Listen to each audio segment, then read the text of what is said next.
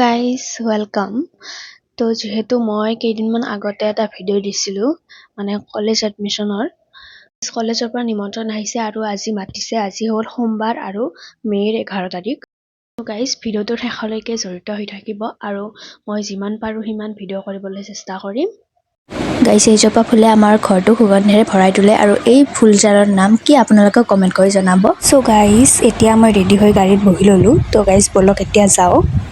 Guys এতিয়া মই আহি পালোঁ আৰু আমাৰ মিটিঙো আৰম্ভ হৈ গ'ল।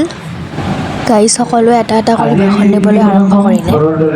গাইজ মই যিখিনি ভিডিঅ' কৰিবলৈ পাৰিছোঁ সেইখিনিয়ে কৰিছোঁ।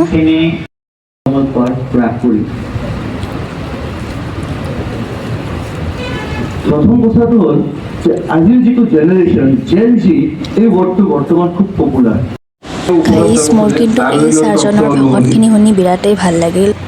গাইজ মই গোটেই ভাষণ ভিডিঅ' কৰিব নোৱাৰিলোঁ, আপোনালোকে মোক ক্ষমা কৰি দিব।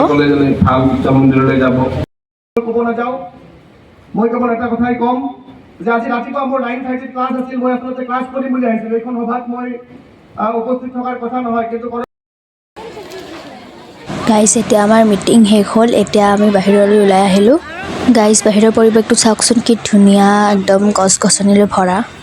গাইজ এতিয়া অলপ পেট পূজা কৰি ল'লোঁ। গাইজ ব'লক এতিয়া ঘৰত যাওঁ।